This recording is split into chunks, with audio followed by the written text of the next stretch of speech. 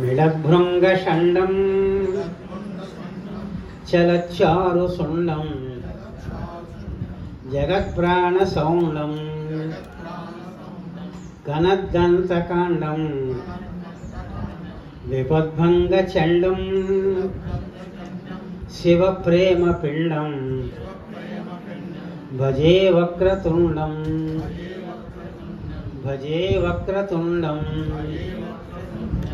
గళే రత్నభూషం తనో మంజువేషం करे ज्ञानशक्तिं दरस्मेरमास्ये कटिन्यस्तपाणिं चिकित्सं कुमारं भजे कार्तिकेयं भवानी तनूजं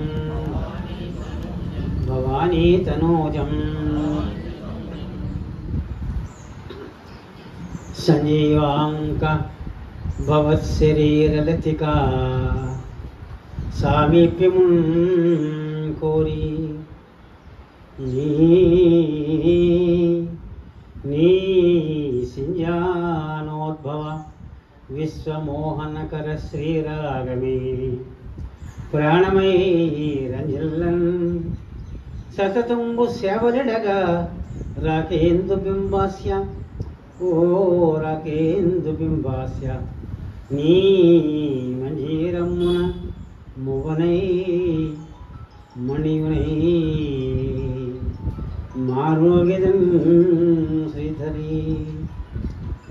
మార్మోగెదం శ్రీధరి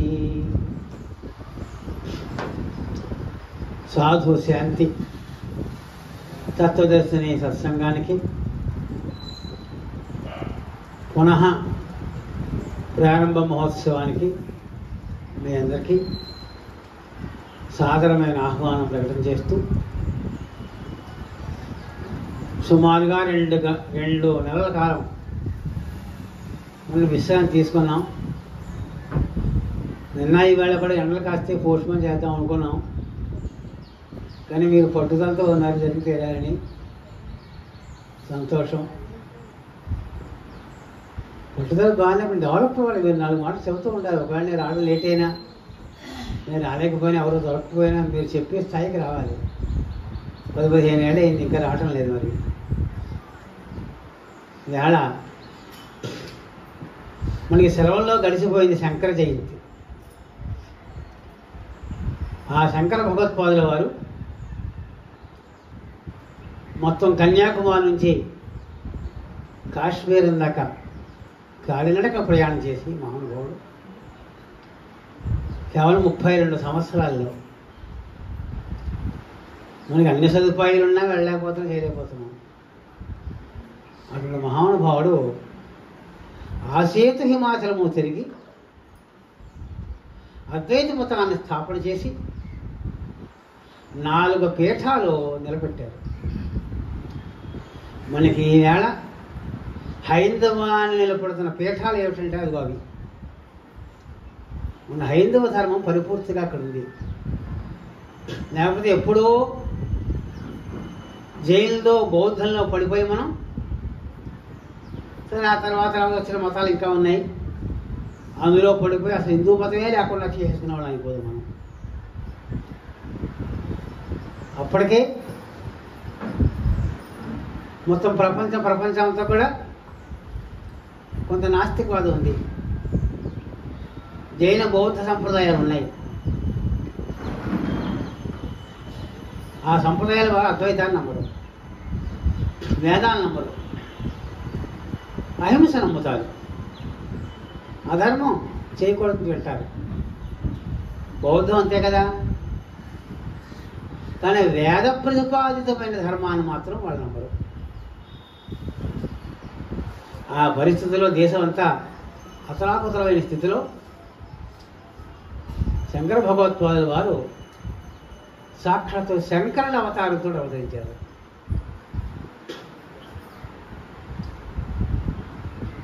ఆయనే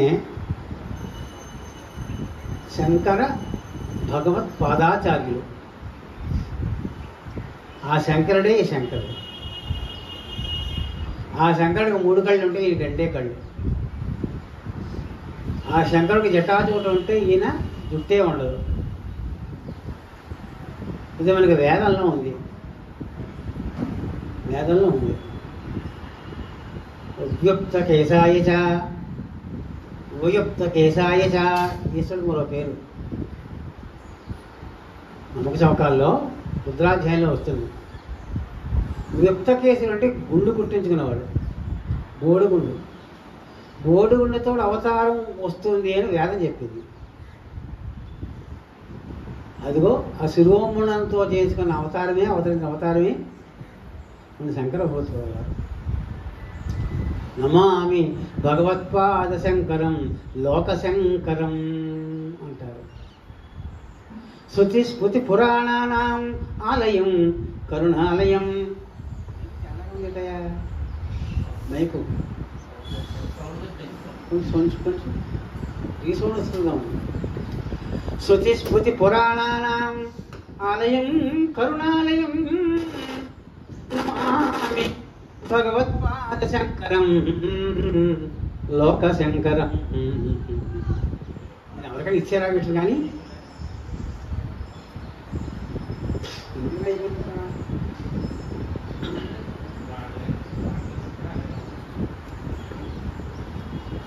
శృతి అంటే వేదాలు, స్మృతి అంటే ధర్మశాస్త్రాలు, పురాణాలు, అష్టాదశ పురాణాలు. శృతి స్మృతి పురాణ ఇవి మనకి ప్రాచీనతమైన వాంగ్మయం. మనకి మూలాలు ఇవి. అన్నింటికంటే మూలం శృతులు అంటే వేదాలు, స్మృతులు దాని తర్వాత ధర్మశాస్త్రాలు. వేదాన్ని ధర్మశాస్త్రాన్ని అందరూ చదవలేదు, చదవకూడదు. అందరూ చదివే సంస్కృతం సారస్వతం ఏమిటి అంటే పురాణాలు. అందరూ చదవచ్చు, వర్గభేదం లేదు దానికి. అందరి కోసం ఉద్ధరింపబడింది ఆ శృతి స్మృతులు కనుక పురాణాల్లో చెప్పినవేవి కూడా శృతిలో లేనిది స్మృతిలో లేనిది లేదు. అంతటి మహత్తరమైన వాంగ్మయానికి మనకి ప్రచారకులు, ధర్మ ప్రబోధకులు, అద్వైత మత స్థాపనాచార్యుడు శంకర భగవత్పాదాచార్యులు వారు 4 పీఠాలు స్థాపన చేశారు. శంకర భగవత్పాద చరిత్ర నిజంగా నెలలు చెప్పుకోవచ్చు. ఈ మధ్య శృంగేరి వెళ్ళడం జరిగింది. మా శిష్యుడు లలితాదిత్యుడు అక్కడ సంస్కృతాంధ్రాలు శతావధానం చేశాడు. శృంగేరి మహాసన్నిధానం వారు దక్షిణామ్నాయ శారదాపీఠాధీశ్వరులైనటువంటి భారతీతీర్థ మహాస్వామి వారి సమక్షంలో, వారి కర కమల సంజాతులు శ్రీ విధుశేఖర భారతీయ స్వామి వారి సమక్షంలో మొత్తం ఆంధ్రాలో ప్రసిద్ధిగాంచిన మహామహాపండితులు కవులందరూ వచ్చి అక్కడ శతావధానంలో పృచ్ఛకులుగా కూర్చున్నారు. నేను కూడా పృచ్ఛకుడుగా వెళ్ళాను. నిజంగా అప్పుడు 4 శాస్త్రాలు చదివాడు. అప్పుడే చదివే మూలం. ఇక్కడ చేసి మన శ్రీవాణుల ఉపన్యాసం చెప్పాడు. సాక్షాత్ చిన్నస్వామి వారి దగ్గర, అంటే విధుశేఖర భారతీయ స్వామి వారి దగ్గర వేదాంత శాస్త్రం పై గ్రంథాలు చదువుతున్నాడు. అప్పుడు ఆ శృంగేరి తాలూకు విశేషాలు నీకు చెప్పాలి అనుకున్నాను. అది చెప్పాలి అంటే ముందు శంకర భగవత్పాదాచార్యుల గురించి చెప్పాలి. వారు 4 పీఠాలు సమర్పణ చేశారు ప్రపంచానికి. తూర్పు, దక్షిణం, పడమర, ఉత్తరం. వారికి 4 శిష్యులు తయారయ్యారు. 4 శిష్యులు. ఆ 4 శిష్యుల్లోనూ తూర్పున పూరిలో ఒక క్షేత్రం ఉంది, శంకరమఠం. తూర్పున పూరి జగన్నాథ స్వామి, అక్కడ శంకరమఠం ఉంది. పూరి శంకరాచార్య స్వామి వారు దాన్ని చూస్తూ ఉంటారు. దానికి మొట్టమొదటి పీఠాధిపతి ఎవరయ్యా అంటే 36 పీఠాధిపతి నడుస్తున్నారు. మొట్టమొదటి పీఠాధిపతి ఎవరయ్యా అంటే తూర్పుని తోటకాచార్యులు వారు, తోటకాచార్య స్వామి. అక్కడ ప్రజ్ఞానం బ్రహ్మ అనేటువంటి మహావాక్యం మూలమైనటువంటి ఋగ్వేదం నడుస్తుంది అక్కడ. అది ఋగ్వేద మఠం. తూర్పుని పూరిలో ఋగ్వేద మఠం, దక్షిణలో మళ్ళీ వచ్చారు అక్కడి నుంచి కాలినడకని. ఎక్కడ పూరి, ఎక్కడ శృంగేరి. మేము ఫ్లైట్కి వెళ్తేనే పొద్దున్న ఇక్కడ బయలుదేరి విశాఖపట్నంలో ఫ్లైట్ ఎక్కితే అక్కడ రాత్రి 4:30కి వెళ్ళాం. ఫ్లైట్ 6 గంటలు లేటు. ఫ్లైట్ 6 గంటలు లేటు. కాలినడకన వెళ్ళి ఆ మహానుభావుడు అక్కడ తపస్సు చేస్తున్న సమయంలో అక్కడ ఒక పాము కప్పకి పడక పడుతోంది. ఆ కప్ప గర్భవతి, ప్రసవించబోతోంది. కప్ప కనబడితే పాము ద్రాక్ష పండులా గుటకాయ సహా చేస్తుంది కదా. అటువంటి పాము దానికి ఆ ఎండ వేడి తగలకుండా ఇలా పడక పట్టి ఎంతో ప్రేమగా సొంత కూతుర్లా చూసుకుంది. ఆ దృశ్యాన్ని చిన్న గుడి కట్టారు అక్కడ. తుంగా నది తీరంలో చిన్న గుడి ఉంటుంది. శంకర భగవత్పాదులు ఆశ్చర్యపోయారు. ఏమిటి మహిమ? విరోధ జంతువులు కూడా మిత్ర జంతువులుగా ఎక్కడుంటాయి? కణవాస్త్రం ఉందనుకో, పులి లేడు ఆడుకుంటూ ఉంటాయి. లేడును పులి ఏం చేయదు. ఎలకని పిల్లి ఆడుకుంటూ ఉంటాయి. విరోధ జంతువులతో విరోధాన్ని మర్చిపోయి సాధు జంతువులుగా మారిపోయి ఆశ్రమంలో తిరిగాడుతూ ఉంటాయి. అటువంటి కప్పని రక్షించిన ప్రదేశం అంటే ఇది మహాధర్మక్షేత్రం అని ఆ మహానుభావులు ఆలోచించి అక్కడ తన శిష్యుల్ని పెట్టి సురేశ్వరాచార్యుల వారు, మండల మిశ్రాచార్యుల వారు సురేశ్వరాచార్యుల వారిగా దీక్షించి, పెద్ద కథ చాలా బాగుంటుంది కదా, చెప్పుకుందాం ఒకసారి రెండమ్మా. ఆ సురేశ్వరాచార్యుల వారు అక్కడ యజుర్వేదానికి ప్రతీకగా నిలిపి శృంగేరి శారదాపీఠాన్ని స్థాపన చేశారు మహానుభావులు. దక్షిణామునాయ శృంగేరి శారదాపీఠానికి శంకరాచార్యులు నిలబెట్టిన రెండవ శిష్యులు ఎవరయ్యా అంటే సురేశ్వరాచార్యుల వారు. గుర్తుపెట్టుకోండి, ఇది దక్షిణం. తూర్పున ఏ వేదం చెప్పాను గుర్తుందా? పూరి వేదం, ఋగ్వేదం. ఆచార్యులు తోటకాచార్యులు. గుర్తుపెట్టు, చాలా ఇంపార్టెంట్ ఇది. దక్షిణంలో ఇది యజుర్వేద పీఠం. దీనికి ఆచార్యులు సురేశ్వరాచార్యుల వారు. వేదము యజుర్వేదం. అది శృంగగిరి, దాని పేరు అసలు శృంగగిరి. అది కాస్త శృంగేరిగా మారింది.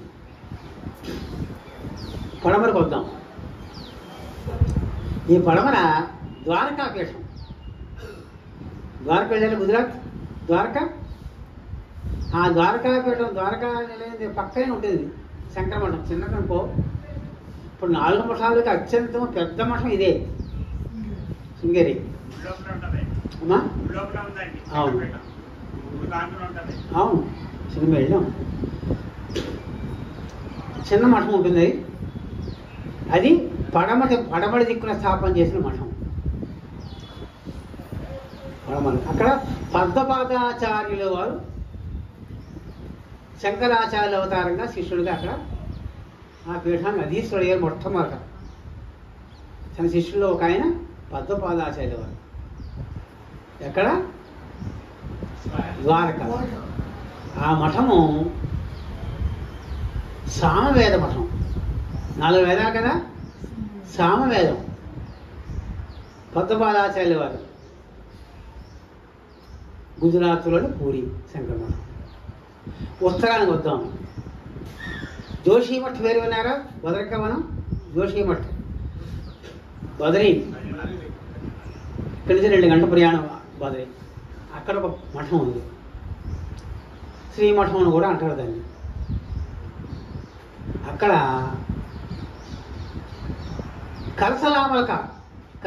ఆమలకాచార్యుల వారు మొట్టమొదటి పీఠాధిపతిగా ఉన్నారు.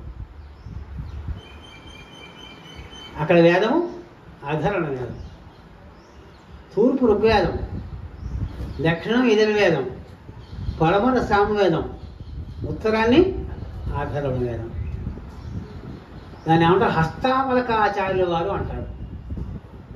ఏమిటండి హస్తామలకం అంటే ఏమిటండి? ఇప్పుడు నలుగురు పీఠం గురించి చెప్పాను, నలుగురు శిష్యుల గురించి చెప్పాను. ఈ నలుగురు శిష్యుల గురించి సంగ్రహంగా చెప్పుకుందాం. తూర్పు దిక్కున ఏమని చెప్పాం? తోటకాచార్యుల వారు. ఆయన పూర్వాశ్రమంలో ఏమీ తెలియని అమాయకుడు, ఆనందుడు. వాళ్ళ అమ్మగారు తీసుకొచ్చి ఈ దగ్గర పడేశారు పాపం. గురువు గారు ఏం చెబితే చేయడం అంతే. గురువు గారు ముందు వేసేవాడు, ఆ గురువు గారు రాజ్యం ఎదురు చూసేవాడు. శంకర భగవత్పాద రాజ్యం కోసం ఆయన బట్టలు ఉతికేవాడు, ఆయన పూజకి ఏర్పాటు చేసేవాడు, ఆయనకి అన్ని ఏర్పాట్లు చేసేవాడు. అంత ఆంతరంగా భక్తుడు ఒక అక్షరం నేర్చుకోలేదు. రాడు మందబుద్ధి. మిగతా శిష్యులు మంచి బుద్ధిమంతుడు, సురేశ్వరాచార్యులు వాళ్ళు. ఓ రోజు ఈయన అద్వైత సిద్ధాంతం పాఠం చదువుతున్నారు, బ్రహ్మసూత్ర భాష్యం చదువుతున్నారు. ఇంకా మన తోటపట్టు రాలేదే అంటే, తోటపట్టు ముందు ఆ పేరు కాదు, ఇంకా తోటపట్టు రాలేదే అన్నారు. వాడు వచ్చాక చెప్పుకుందానంటే కాసేపు ఆగండి అన్నాడు. ఎవరు? శంకరాచార్య వారు. వాడు మొద్దండి, మీరు చెప్పిన ఒకటి, వాడికి చెప్పిన ఒకటి, గోడకి చెప్పిన ఒకటేనండి వేదాంతం. నాకు చెప్పండి గురువు గారు, వాడు ఇలా వెంటనే నిద్రపోతూ ఉంటాడు, మీ మాటలు ఎప్పుడు అయిపోతాయో, మీరు ఎప్పుడు లేస్తారో, మీకు ఎప్పుడు సేవ చేద్దామని చూస్తాడంతే, వాడికి చెప్పేవాళ్ళు గోడకి చెప్పడం అయ్యండి అన్నారు. రోజు హేళన చేస్తూ ఉంటారు పాపం వాడు. ఒక్కసారి కళ్ళు మూసుకున్నారు శంకర భగవత్ గారు. ఎంత మాట అన్నారు వీళ్ళు, గురువు అనుగ్రహం చూడండి, ఎంత మాట అన్నారు అనుకున్నారు. ఇలా సౌజన్యం చేశారు, దూరంగా బట్టలు చూస్తున్నాడు, ఇలా సౌజన్యం చేశారు. వచ్చాడు, నీకు పాఠం చెప్పడం కోసం ఆగాను అని ఆయన కళ్ళలోకి చూశాడండి.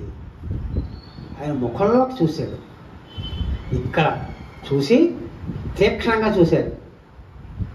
వెంటనే 14 విద్యలు అతనికి వచ్చేసాయి. 14 విద్యలు, చతుర్దశ విద్యలు, 4 వేదాలు, ఆ వేదానికి 6 అంగాలు, 6 4 10, పూర్వోత్తర మీమాంసలు, ఇలాగా ధర్మశాస్త్రం, ఇలా 14 విద్యలు ఆన్ ది స్పాట్ వచ్చేసి. ఆ వెంటనే అతను ఊరుకోలేక బ్రహ్మతత్వాన్ని తోటకుర్తాలతో వసాకు చెప్పేశాడు, పాడేశాడు. కమలాకు దచ్చిపూచక కుంకుమతో, ఈ తోటకుర్తం అంటారు. తోటకం 4 సగడాలు ఉంటాయి.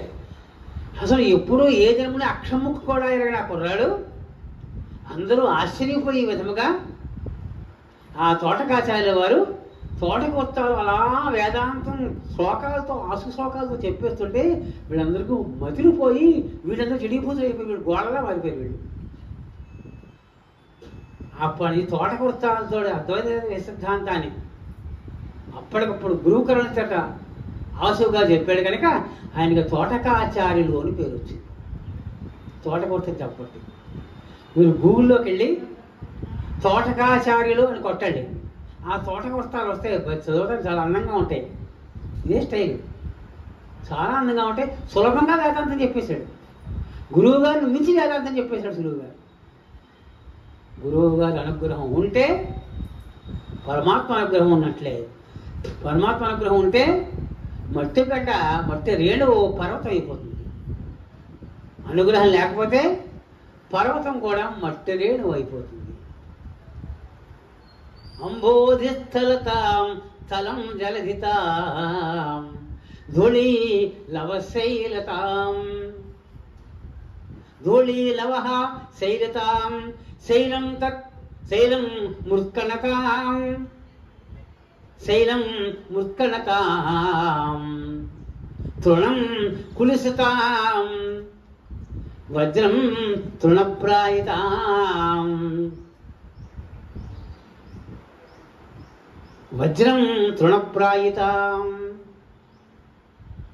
అంబోధి స్థలతాం. పరమాత్మ తలుచుకుంటే ఆ సముద్రం ఆ పాట నిండిపోతుంటాడు, అలా చూస్తే అలా నిండిపోతుంటాడు.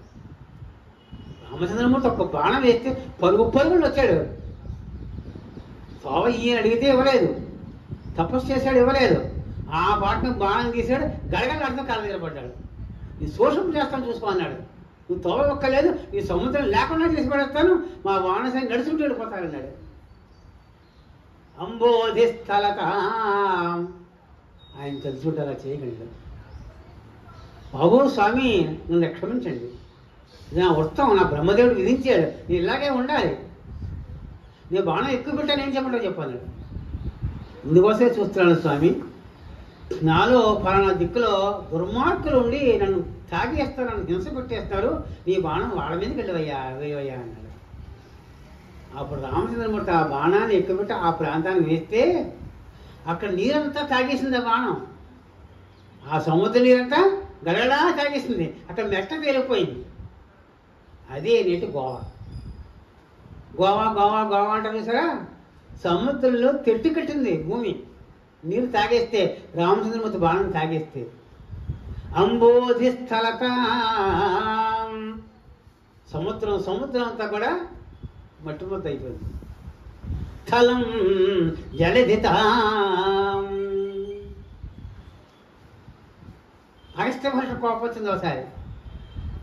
పెద్ద భూమండలం అంతా కూడా పరమాత్మ తెలుసుకొని నీటిమయం చేస్తాడు. ఎంత ప్రళయం వచ్చేసిందండి, ఎంత నీరండి. బొంబాయి కొట్టుకుపోయింది, దుబాయ్ కొట్టుకుపోయింది, కాళ్ళు తేలిపోయి చూసాం కదా. కాళ్ళు ఎక్కడ అధర్మం పెరిగిపోతుందో అక్కడ ఇటు వస్తూ ఉంటాయి, అవరోధాలు వస్తూ ఉంటాయి, ఉపద్రవాలు వస్తూ ఉంటాయి. స్థలం జలధితాం. ఆయన కోపం వచ్చి ఓం కైశవాయ స్వహ నారాయణ మాధవాయ స్వహ 3 సార్లు సముద్రాన్ని తాగేసేట. ఆ సముద్ర జలంతా అసలు కొట్లా వెళ్ళిపోయింది, ఎక్కడా లేవు. అడుగున్న రాక్షసులు బయటపడ్డారు, వాళ్ళ సంహారం అయింది. ఇంక మట్టి తెప్పు తేలింది. బాబు స్వామి అనుగ్రహించారంటే మళ్ళీ ఆ నీటిని విడిచిపెట్టాడండి. మహాత్ములు తలుచుకుంటే తాగేసే నీరు మళ్ళీ కక్కాడు, మొత్తం సముద్రంగా మారిపోయింది. స్థలం జలధిత ధూళి లవహ శైలత. చిన్న మట్టి రేణువు కొండగా మారిపోతున్నాయి తలుచుకుంటే, కొండ మట్టి రేణువుగా మార్చుకుంటా ఆయన తలుచుకుంటే. ధూళి లవహ చిన్న మట్టి కణం, స్వామి అనుగ్రహం పడిందా అలా లేచిపోయి కొండ అయిపోతుంది. శైలం అదే పర్వతమా, విరవి కింద ఇదిగో నేను వెళ్తాను కూర్చోమన్నాడు అగస్త్యుడు. చక్కని ఉంగు కూర్చోంది, అది వింధ్య పర్వతం అయిపోయింది. లేకపోతే మేరు పర్వతాన్ని మించి ఎదిగిపోయింది అది. కనుక ధూళి లవశైలితాం శైలం ముత్కణతాం, చిన్న మట్టిలే అయిపోతుంది పెద్ద పర్వతం కూడా. తృణం చిన్న గడ్డి పరక, గడ్డి పరక వేశాడు రామచంద్రమూర్తి కాకాసుడు మీద. ఏం చేశాడు, దర్భాస్త్రం చిన్న గడ్డి పరక తీసుకున్నాడు, బ్రహ్మాస్త్రం మంత్రించి వేసేశాడు. గిరగరా గిరగరా గిరగరా అన్ని లోకాలకి వెళ్ళింది. ఇంద్రుడు కుమారుడు వాడు, అన్ని లోకాలకి వెళ్ళింది. రక్ష రక్ష రక్షది. ఎవరిది బాణం వస్తుంది, బ్రహ్మాస్త్రం వస్తామని ఎవరు రక్షించగలడు, రాముడు వేసాడు, మాకెవరికి సాధ్యం కాదు. అప్పుడు బ్రహ్మగాడు బాబోయ్ నాయన లాభం లేదు, విష్ణువు ఈశ్వరుడు నా మిత్రుడు బాణం వేస్తే నేను దాన్ని అడ్డుకుంటానా, మళ్ళీ ఆయన కాళ్ళ మీదే పడుకో అన్నాడు. తిరుగుందా ఎక్కడైనా ఆయన వేస్తే? మళ్ళీ గిరగరా తిరుగుతూ ఆయన పాదాలు ఆశ్రయించేంత వరకు బ్రహ్మాస్త్రం అనేం చేయలేదు. చూసారా, రక్ష రక్ష రక్షణ తిరుగుతున్నాడు, శరణ తిరుగుతున్నాడు. అసలు పరమాత్మ శరణ వేడితే తేడుతాడేమో చూస్తాడు, వేడాడా అంతే రక్షిస్తాడు. ఆ కాకాసు వచ్చి కాళ్ళ మీద పడితే చిత్రంగా ఆ మొహం అమ్మవారి కాళ్ళ మీద పడిట, కాళ్ళు ఈయన కాళ్ళ దగ్గర పడ్డాడు. సరే నువ్వు తప్పు చేసావు కనుక నేను ఖండించక తప్పదు, ఏదో నేను రామబాణానికి బలి అన్నాడు. అప్పుడు ఒకవైపు దృష్టి తీసేసుకో, ఒక కన్ను కొట్టేస్తానన్నాడు. ఇప్పుడు కన్ను కొట్టేస్తే ఎలాగా చిత్రం చూడండి, ఒక కన్ను పోలేదు. ఇటు చూసినప్పుడు ఈ కన్ను కనపడదు, ఇటు చూసినప్పుడు ఈ కన్ను కనపడదు. ఎంత టెక్నిక్ అండి అది, ఎంత చిత్రం అది. ఒక కన్ను పోగొట్టాడా? కాదు, ఒకవైపు తిరిగినప్పుడు ఆ దృష్టి పోగొట్టాడు అంతే. ఎంత అనుగ్రహం ఉండేది, ఈ లోటేం లేదు. కనుక ధూళీలవశైలతాం శైలం మృత్కన్నతాం తృణం గండిపరక కులిసతాం. వజ్రాయుధంగా మారిపోతుంది. వాళ్ళ మాట్లాడితే వజ్రాయుధమే, తిప్పి కొడుతుంది. శైలం వజ్రం తృణప్రాయతాం.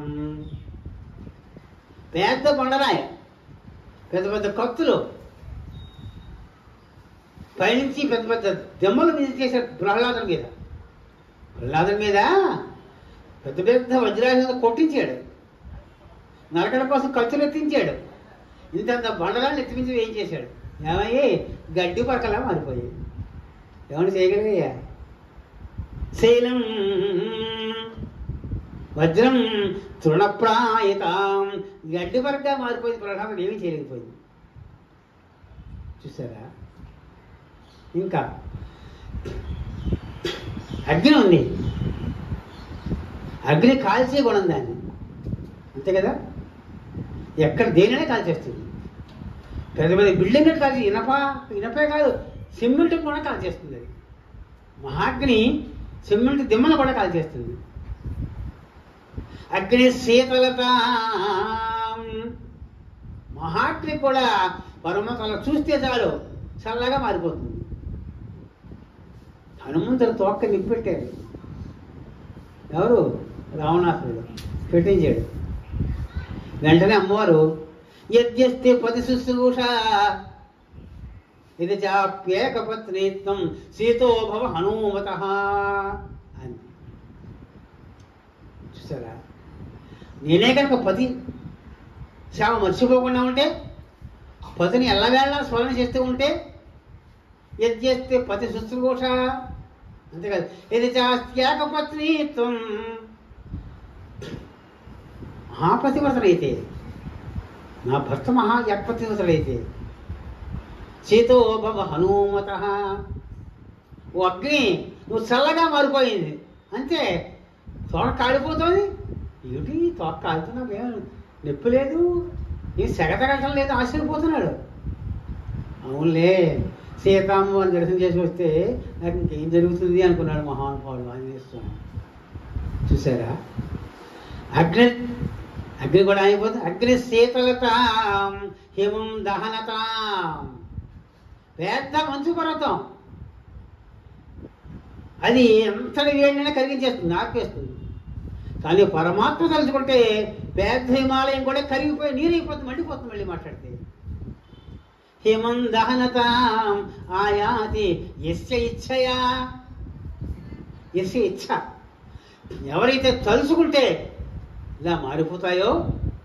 లీలా సల్లలిత అద్భుత వ్యసనిని, లీలా సల్లలిత అద్భుత వ్యసనిని దేవాయ తస్మై నమః, దేవాయ తస్మై నమః. మహాద్భుతమైన లీలలు చేస్తాడు స్వామి. ఆ లీలనే ఈ తోటగాచార్య వారికి చూస్తే వెంటనే 14 విద్యలు అప్పేసింది. ఇది ఆయన చరిత్ర. ఈ తోటగాచార్య ఎక్కడ అనుకున్నాం? తూర్పు. ఇంకా దక్షిణం మండలమిశ్రుడు, సామాన్యుడు కాదు, మహామేధావి. ప్రపంచంలో పూర్వమీమాంస దిగ్ధంతి అనమాట. కర్మిష్ఠుడు. నువ్వు చేయవలసిన కర్మ చేయి. శృంగేరి కర్ణాటక రాష్ట్రంలో ఉంది. నువ్వు చేయవలసిన కర్మ చేయి, అదే బ్రహ్మగా పడుతుంది, అదే నీకు ఉత్తీర్ణ చేస్తుంది. అందుకని పూర్వమీమాంస శాస్త్రజ్ఞుడు మండలమిశ్రుడు.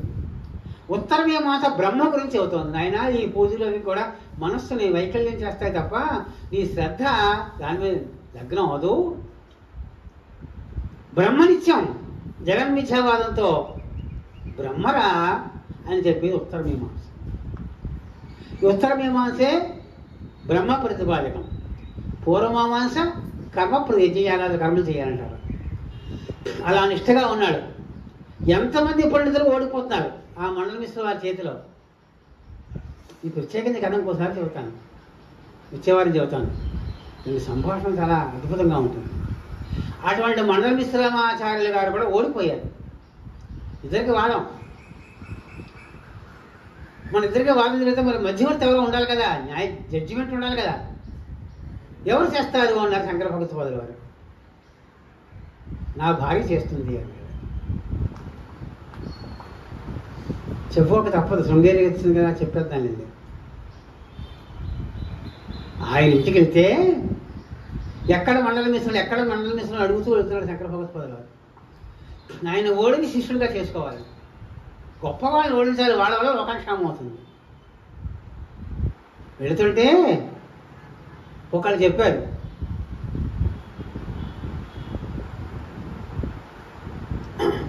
నాలుగు శ్లోకాలు చదివాడు. ఇక్కడ ఏమిటి చెబుతున్నాడు చూడండి. ఏ ఇంటి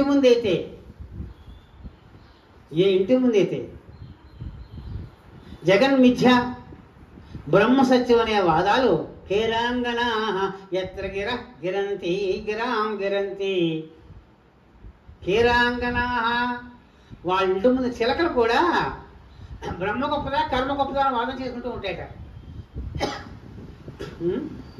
బ్రహ్మ కర్మ రోజు వాళ్ళ ఇంటి ముందు అలా వేదాంత చర్చ జరుగుతూ ఉంటాయట, మీమాంసా చర్చ జరుగుతూ ఉంటాయట.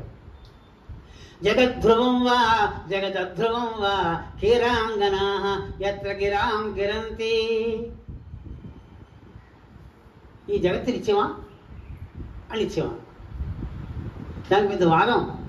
గంటల తరబడి ప్రమాణాలు, గంటల కొద్ది మనం చదువుతాం. ఈ ప్రపంచం నిత్యం కానీ మారిపోతుందంటాం. ఎలాగా వై ప్రతిపాదించు. ఇలా రోజు శాస్త్రచర్చ జరుగుతూ ఉంటాయి కదా అరుగు ముందు. ఆ శాస్త్రచర్చలు వాళ్ళ ఉద్యానవనంలో చిలకలు ఉంటున్నాయట. విని జగద్ధ్రువం వా, ఈ ప్రపంచం నిత్యమా, అధ్రువం వా జగదధ్రువం వా, అనిత్యమా అని. ఎత్ర కేరాంగనా, ఆడచిలకలు మగ చిలకలు కూడా కట్ట. కేరాంగనా ఎత్ర గీహ గిరో గిరహ గిరం గిరో గిరహ. ఆ వాక్కుల్ని చిలకలు పలుకుతూ ఉంటాడు, వాదోపాదాలు చేస్తూ ఉంటాడు. గిరా గిర గిరన్ గిరాం గిరంతి. అదిగో అది తద్మండనం, అదిట మండన మిశ్ర యొక్క నిలయం. తద్విద్ధి, అది తెలుసుకో అని. ఏ ఇంటి ముందు ఇది చిలకలు మాట్లాడుతూ ఉంటాయో అదేనయ్యా మండల మిశ్ర వాళ్ళ ఇల్లు. గిరాంగనా యత్ర గిరాం గిరంతి అని. ఇలాగా ఒక 4 శ్లోకాలు ఉంటాయి అక్కడ. అప్పుడు బయలుదేరి వెళ్ళాడు ఆయన. సరిగ్గా ఆ సమయంలో ఆ మండల మిశ్ర వారి ఇంట్లో తద్దినం అవుతుంది. ఆ తద్దినానికి బ్రాహ్మణులు ఎవరో తెలుసునా? వ్యాస భగవానుడు, జైమిని మహర్షి. శంకర భగవత్పాదుల గురువు గారు వ్యాస భగవానుడు. అటువంటి వాళ్ళని పెట్టుకుని తద్దినం చేస్తున్నాడు.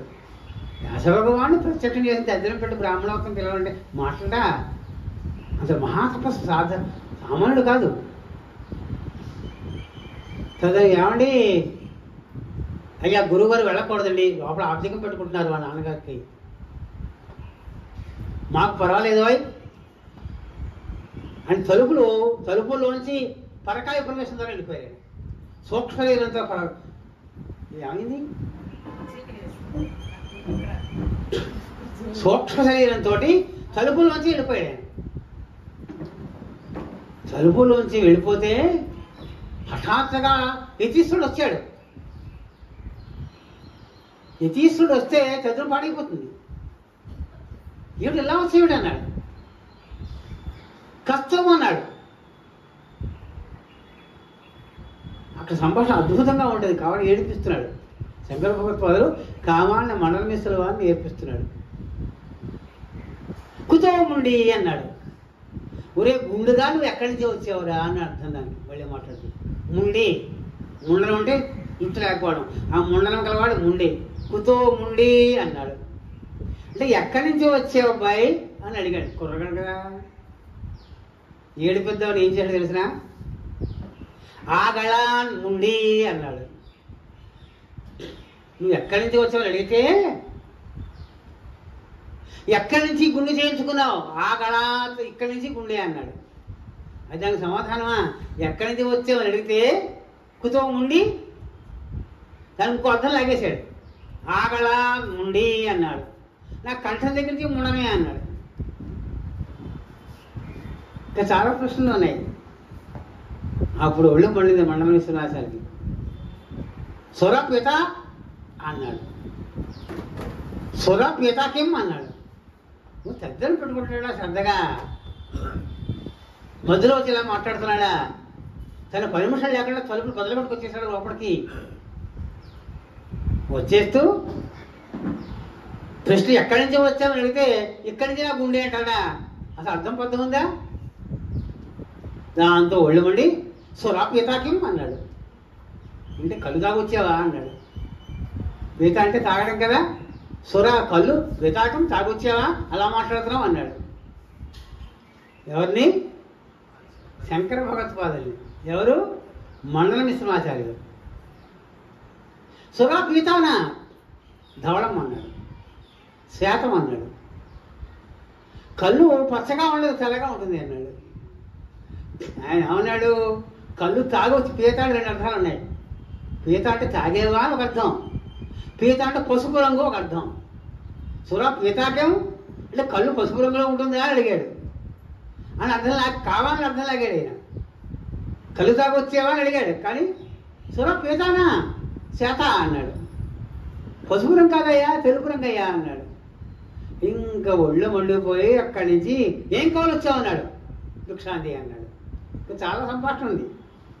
భిక్షాంతి అన్నాడు.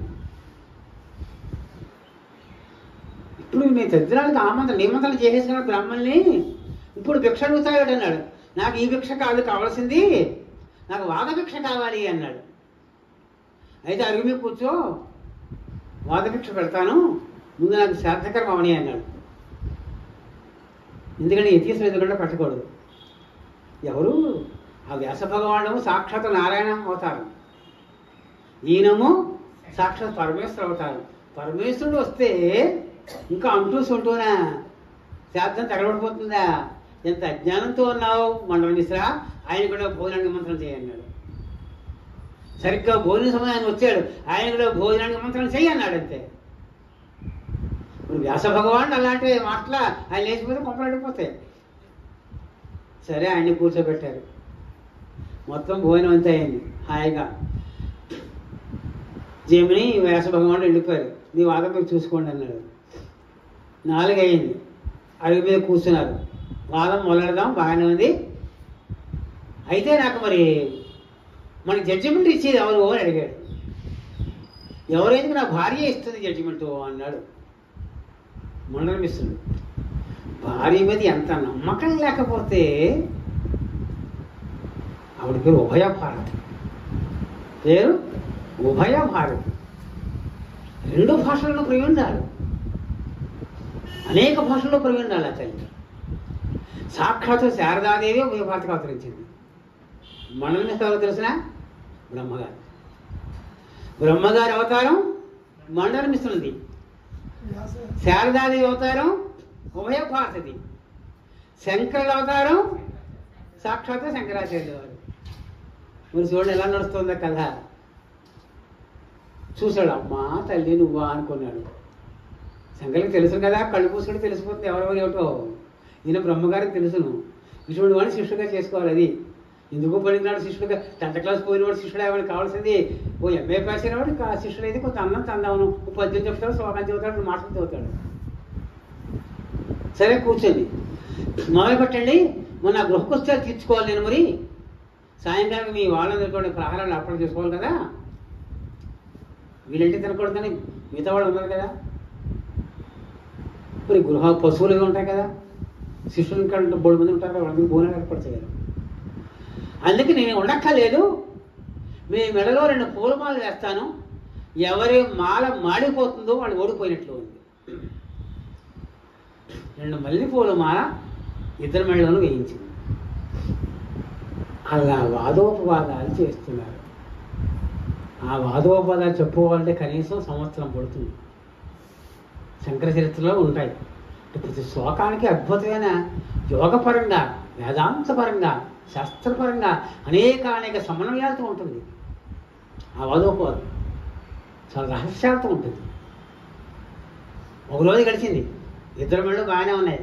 సాయంకాలం సంధ్యావందనం చేసుకున్నారు, ఏవో తాగవలసిన తాగారు, మొన్నాడు కూర్చున్నారు, మళ్ళీ భోజనం దాకా వాదించారు. అలా చేస్తూనే ఉన్నారు. ఆ 3వ నాడు ఉదయానికి ఇద్దరు తేలటం లేదు, ఇద్దరికిద్దరే హేమహీములుగా ఉన్నారు. 3వ నాడు మధ్యాహ్న కాల భోజన సమయానికి మండలం ఇస్తున్న వారి మెడలో ఉన్న ఆ మల్లెపూల మాల కొంచెం వాడింది. చూసుకున్నారు. శంకర భగవత్ వారు మాలకేసి చూశారు, ఆయన మాలకేసి చూసి ఆయన తన మాలకేసి చూశాడు. ఓడిపోయింది తెలిసిపోయింది, సాష్టాంగ నమస్కారం చేశాడు. ఎవరికి ఓడిపోతే వాళ్ళకి వాళ్ళు శిష్యుడుగా మారాలని శపథం. సరే, సాష్టాంగ నమస్కారం. ఆగండి, మీరు ఎప్పుడూ ఓడిపోలేదండి భార్య. నేను జడ్జినే, ఉభయభారతనే, నిజమే, కానీ మీరు సగమే ఓడారు, నన్ను కూడా ఓడించమనండి, అప్పుడు మీరు పూర్తిగా ఓడినట్లు. సగభాగం ఓడితే ఓడినట్లు అవుతుంది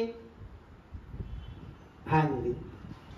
ఒక్కసారి శంకర భగవతులు మనసులో ఆలోచించుకున్నా, అమ్మో ఇవి సామాన్యురాలు కాదు, నన్ను ఎరకాడి పెడుతోంది. ఏమయ్యా పొటు సిద్ధమేనా అంది. సిద్ధమే అన్నాడు. కామశాస్త్రంలో అత్యంత రహస్యమైన నిగూఢమైన ఒక ప్రశ్న వేసింది. ఈయన వైరాగ్య సంపన్నుడు, ఇది కామశాస్త్రం అంటే తెలుసును. అమ్మా, మేము విరాగులం, కామశాస్త్రం వాళ్ళకి వెళ్ళలేదమ్మా.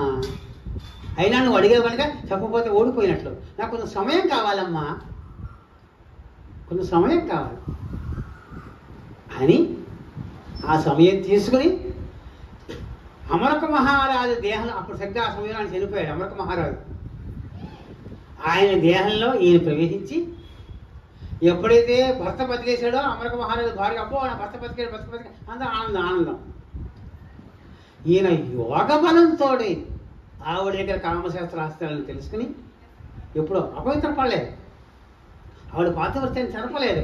యోగాభ్యాసం ఉన్నది కదండి, ఎవరిలోనే దొరకండి. ఈయన ఆ కామశాస్త్రాన్ని పూర్తిగా ఆవిడ వాళ్ళు తెలుసుకుని స్త్రీ పురుషుల యొక్క సంయోగంలోని విశేష వికారాలని అనేక రహస్యాలని తెలుసుకుని అప్పుడు వచ్చి ఈ తల్లిని ఓడించాడు. అయితే నేను కూడా ఓడిపోయి మీతో కూడా వస్తాను. అప్పుడు వాళ్ళిద్దరిని ఈయన సంకల్పం చేసిన, ఆవిడెందుకు వీడి సన్యాసాస్త్రంలో ఉంటే ఆవిడ వస్తే కేవలం ఉందా కుటుంబం, నా భర్తని నన్ను ఓడించే కనుక నేను కూడా మీ శిష్యురాలనే, నన్ను తీసుకెళ్ళవలసిందే. ఇప్పుడేం చేస్తాడు, అది మఠం కాస్త శృంగేరి లాంటి మఠానికంటే ఎంత దంపతులైనా అక్కడ కాపురం చేయకూడదు, శాపం అక్కడ చేయకూడదు, వైరాగ్య పీఠాలది. అక్కడ నిజంగా భార్యాభర్తలే, సందేహం లేదు. మీరు శృంగారం తాలూకు మాటలు కూడా మాట్లాడకూడదు అక్కడ. అప్పుడు తీసుకెళ్తే అమ్మా నువ్వు ఇక్కడ ఉండన్నాడు. శృంగేరిలో ప్రవేశించిన తర్వాత అమ్మా నీ ఇక్కడ ఉండన్నాడు. ఆవిడ్ని అలా చూశాడు. ఆవిడ సరస్వతీదేవిగా మారిపోయింది. ఆవిడే ఇప్పుడు శృంగేరిలో శారదాపీఠానికి అధీశ్వరాలు, అదిగో ఆ తల్లి. శృంగేరి శారదాదేవి ఉంటే అదిగా ఆ తల్లి. ఉభయ భారతే శారదాదేవిగా మారిపోయింది. శృంగేరి వెళ్ళే ఉంటే ఖచ్చితంగా శారదాదేవి దర్శనం చేసుకుని తీరాలి ప్రతి ఒక్కళ్ళు కూడా. ఆ శారదాదేవి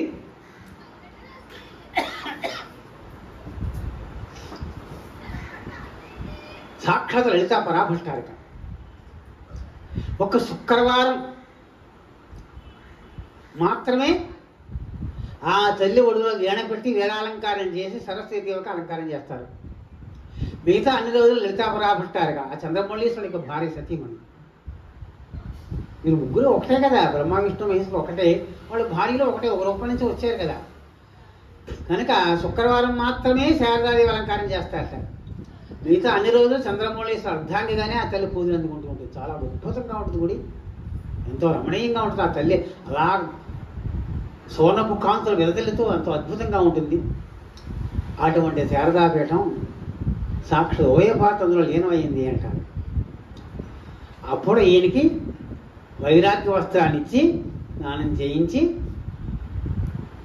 సురేశ్వరాచార్య అని గుర్తించాడు.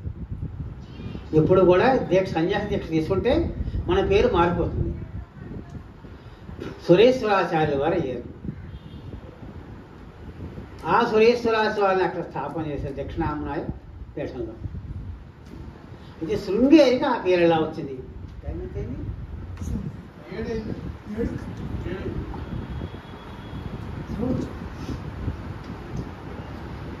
సరే, ఇది కాస్త చెప్పుకున్నాను. శృంగగిరి ఎందుకు అక్కడ ఆ పీఠానికి అంత విలువ? ఎందుకు కప్పని ప్రసవిస్తుంటే పాము ఎందుకు పడకపట్టింది? అక్కడికి ఎప్పటికీ ఆ గుడి ఉంది, చిన్న గుడి అని అంటే విభాండక మహర్షి అనే మహానుభావుడు ఉన్నాడు. విభాండకుడు త్రేతాయుగంలో. ఆయన ఒకసారి ఆయనకి పిల్లలేదు, అస్కలత బ్రహ్మచారి. కానీ ఒక ఆడు జింకని చూసి ఆ దైవ నిర్ణయం చూడండి, ఋషిశృంగ వారు పుట్టాలి, రాముడు పుట్టాలి అంటే ఋషిశృంగ వారు పుట్టాలి. కేవలం రాముడు మామూలుగా పుట్టలేదు. ఋషిశృంగ వారు లేకపోతే పుత్రకామేష్ట లేదు, అశ్వమేధయాగం లేదు.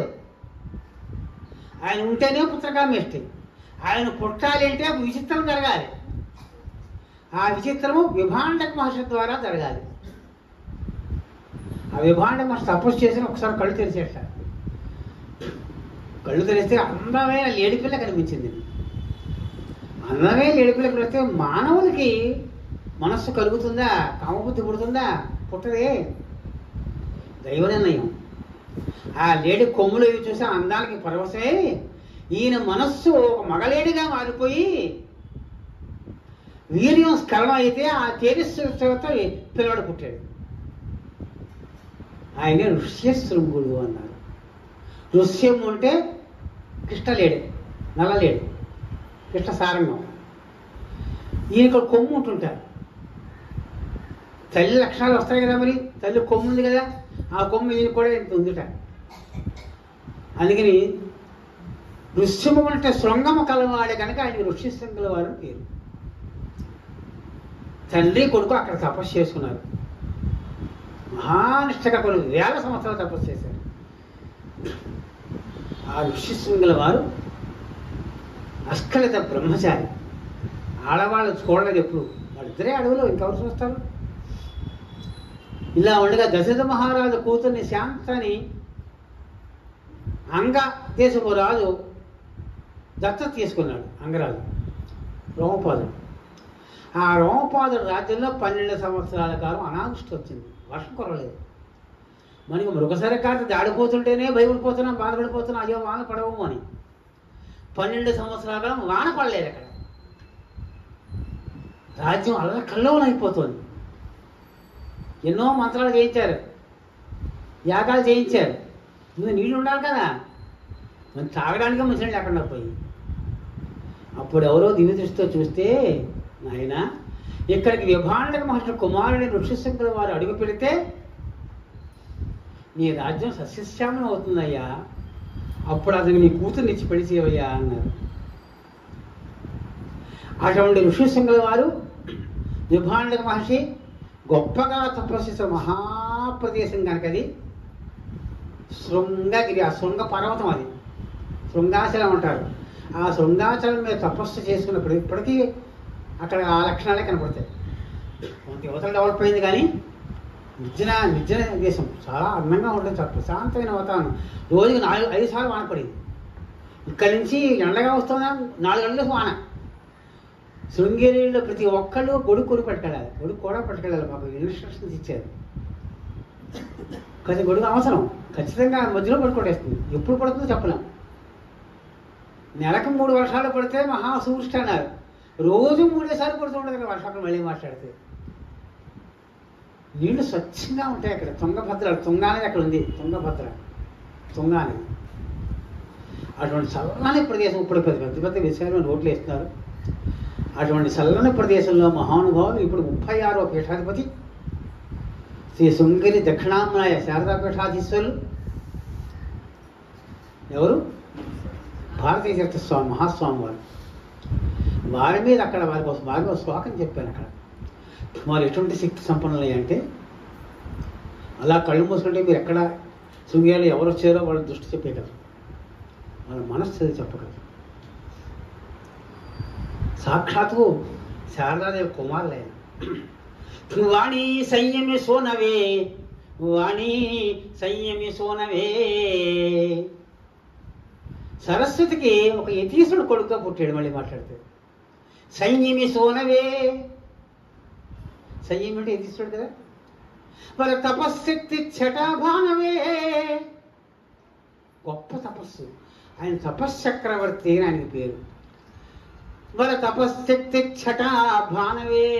సాక్షాత్తు సూర్యానుమూర్తులు కళకలు నడిపోతుంటారు. ఆ తేజస్సు మిలమిల నడిపోతుంటుంది, దివ్యమైన తేజస్సు. వాళ్ళ తపశ్శక్తి ఛటాభానవే, మాయా భూధర జిష్ణవే, పరిణస చిత్వజ్రో జిష్ణవే. మాయ, మిథ్య. ఆ మిథ్యావాదం అనేటువంటి పెద్ద పర్వతానికి ఆయన ఇంద్రుడు లాంటి వాడు. ఇంద్రుడు ఏం చేస్తాడు?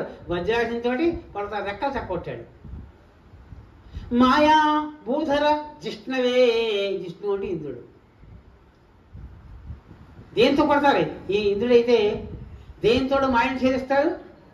పరిరస చిద్వజ్రో జిష్ణవే. చిత్తు చైతన్యం, జ్ఞానం, మహాజ్ఞానం, మహాచైతన్యం అనేటువంటి ఆ వజ్రాది ఏదైతే ఉందో, జ్ఞాన సంపద అనేటువంటి వజ్రాయుధంతో మాయా అనేటువంటి ద్వైత సిద్ధాంతాన్ని తక్కొడతారు. అందుకని పరిలస చిద్వజ్ర రోజిష్ణవే, శృంగేరి ప్రభవే,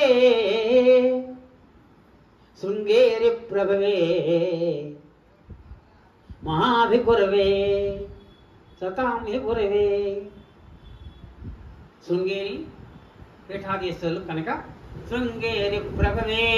ఆ శృంగేరికి ఆ ప్రాభం వస్తుంది అంటే ఈ మహానుభావుడు తపస్సు కారణం. అనేక మంది మహాభక్తులకి ఆయన కాలమే పడిపోతూ ఉంటారు. సద్గురవే వీక్ష మనోజ్ఞందవే. ఆయన చూపుల్లో ఒక నైర్మల్యం ఉంటుంది, ఆ కాంతి. అది ఎలా ఉంటుంది అంటే మనోజ్ఞ ఇందవే. ఇందు ఒకటి చంద్రుడు. ఇందుని యొక్క వెన్నెల ఎలా ఉంటుందో అలా ఆయన కంటి చూపులు ఎలా ఉంటాయి. వీక్ష మనోజ్ఞందవే విజ్ఞానం సురధేనవే, నమ ఇదం శ్రీ భారతీ మేరవే. విద్యుల పాలిట ఆయన కల్పవృక్షం లాంటి వారు. ఆ మహానుభావుడు సాక్షాత్తు దైవస్వరూపం. విజ్ఞానం సురధేనవే, కామధేనువు లాంటి వారు. అంతేకాదు నమ ఇదం, ఆ మహానుభావుడికి నమస్కారం. ఇటుంటాయన ఆయన ఎర్రటి వస్త్రం వేసుకుంటారు, కుంకుమ రంగు తోపు రంగు వస్త్రం వేసుకుంటారు, పొట్టుబట్ట తోపు రంగు వస్త్రం.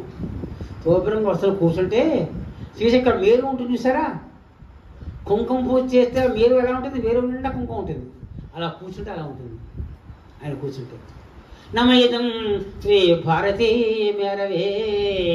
అటువంటి దక్షిణామయ శృంగేరి శారదా పీఠేశ్వరులైనటువంటి శ్రీ భారతీ తీర్థ మహాస్వామి వారి కారుణ్యంతో మనందరం హాయిగా చల్లగా ఉండగా కానీ ఆశీర్వదిస్తూ కొంత భాగం చెప్పుకున్నాం. మళ్ళీ భాగం తర్వాత దాంట్లో చెప్పుకుందాం. స్వస్తి ప్రజాభ్యః పరిపాలయంతాం న్యాయేన మార్గేణ మహీమహీషా గోబ్రాహ్మణేభ్యః శుభమస్తు నిత్యం. లోకాః సమస్తాః సుఖినో భవంతు. 30వ తారీఖు నాడు ఆదివారం మనకి సత్సంగం లేదు. అంటే ఎవరు ఖాళీగా లేరు, మీరు వచ్చి భోజనం చేసుకుంటే చేసుకోండి. మళ్ళీ 7వ తారీఖు ఆదివారం అయితే ఆనాడు మళ్ళీ నేను వస్తాను. మళ్ళీ శంకరాచార్య వారి చరిత్ర మిగతా ఆ శిష్యుల యొక్క చరిత్ర చెప్పుకుందాం. కానీ 7వ తారీఖు నాడు సాయంకాలం 6 గంటలకి శంకర భగవత్పాదుల చరిత్రని కంటిన్యూ చేద్దాం అని చెబుతూ ఇవాళ పెద్దలే వచ్చారు చాలామంది. ఏమండి ద్వితీయక నేర్పి ద్వితీయక మళ్ళీ మాట్లాడుతున్నారు. మల్లికార్జున గారు లేరు, ఎవరున్నారు, ఎవరు దొరకటం లేదు వేళ. చూద్దాం, ఇంకే చూద్దాం. ఆ వేళ 30వ తారీఖు నాడు 17వ తారీఖు